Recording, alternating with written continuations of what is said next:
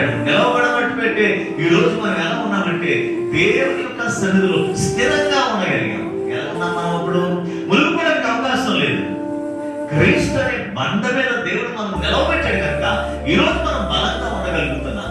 లేకపోతే మనమంతా కూడా ఊపిలో పడిపోయిన వారమే, దిగిపోయిన వారమే.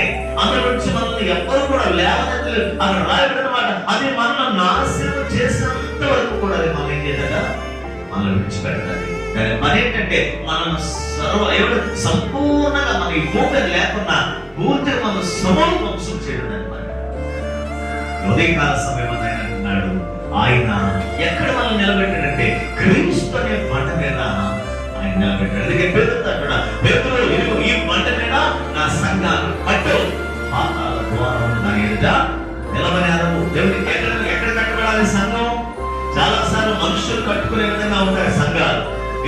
దేవుడి కట్టే సంఘము దానికి ఏమాత్రం కూడా చలనబడదు. అందుకంటున్నాడు ఈ బండ మీద. ఏ బండ అంటే క్రీస్తు అనే బండ మీద ఆ సంఘము కట్టబడినప్పుడు ఆ సంఘం ఎలా ఉంటుందంటే బలంగా ఉంటది. దేవుడి మనం కూడా ఎలా ఉంటాం? బలహీనులు కాము. మనం కూడా ఎలా ఉంటామంటే బలవంతులుగా మనం ఉంటాం. జారిపోం, పడిపోం, స్థిరంగా ఉంటాం. అది స్థిరంగా ఉండేది, కదలనిది.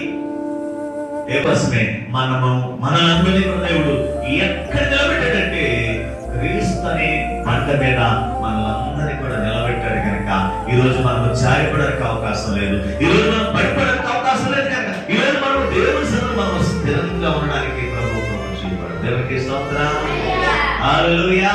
ఈ రోజు మనం స్థిరంగా ఉన్నామంటే మనం స్థిరత్వం లేని వారు ఎప్పటికి ఏ సమయానికి ఎలా ఉంటాం మనం తెలవదు. ఏ సమయానికి ఎలా మారిపోతాం కూడా మనం తెలవదు. పరిస్థితులు రోజు ప్రజలాగున్నాయి. ఈ రోజు మారిపోతున్న వారు ఎంతో మంది ఉన్నారు. ఈ రోజు మీరు కూడా ఐపీసీ సంఘంలో ఉండి ఈ రోజు మీరు స్థిరంగా ఉండడానికి గల కారణం ఏంటంటే బలమైన బోధల చేత మీరేం చేస్తున్నారు? కట్టబడుతున్నారు. పరిశుద్ధాత్మ దేవుడు ఏం చేస్తున్నారంటే స్థిరపరుస్తున్నారు. పడిపోతున్న దేవుడి కొరకు దేవుడు ఆయన సాక్షులుగా ఉండేటట్టుగా దేవుడు ఏం చేస్తున్నాడు? మిమ్మల్ని నిలబెడుతూ ఉన్నాడు. అందుకోసమే ఈ రోజు మనం పడిపోలేదు, జారిపోలేదు. ఆయన కొరకు మనం అందరం కూడా సాక్షులుగా మనం నిలబడుతూ ఉన్నాం. దేవుని యొక్క వాక్యం తెలియజేస్తుంది. అందుకే కాదు, నీ ఇష్టం కాదు, నీ ఇష్టం కాదు, ఎవరి ఇష్టం నెరవేర్చడానికి మనం ఈ భూమి మీద దేవుడు పంపించాడు. నీ ఇష్టం నెరవేర్చుకోవడానికి కాదు. దేవుడు మనం దేనికి భూమి మీద పంపించాడంటే తన ఇష్టం నెరవేర్చుకోవడానికి. ఆయన అంటున్నాడు, ఒక ధనవంతుడు అంటున్నాడు, ఇదిగో నా పంట, నా భూమి, నా ఇష్టం, నా శరీరం అన్నట్టుగా మాట్లాడుతున్నాడు. నా ప్రాణమా తిను, త్రాగు, సుఖించు అంటే దాని అర్థం ఏంటంటే నా శరీరం, నా పంట, నా బలము, నా డబ్బు, నా శక్తి అన్నట్టుగా మాట్లాడుతూ ఉన్నాడు. ఎందుకు మనం అందరూ కూడా దేవుని వరకు దేవుడి భూమి మనం పంపించాడంటే దేవునికి ఒక చిత్తం ఉంది. ఆ చిత్తము నెరవేర్చుకోవడం మాత్రమే దేవుడు మనను ఈ భూమి మీదకి తీసుకుని వచ్చాడు. నీ ఇష్టం తీసుకుంటాడు జీవించాలంట.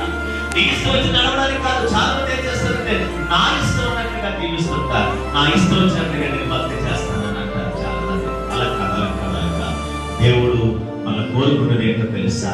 దేవుని యొక్క చిత్తం ఏమైందో ఆ చిత్తము నెరవేర్చడానికే మనం అందరం కూడా ఈ భూమి మీదకి మనము వచ్చాము. మనం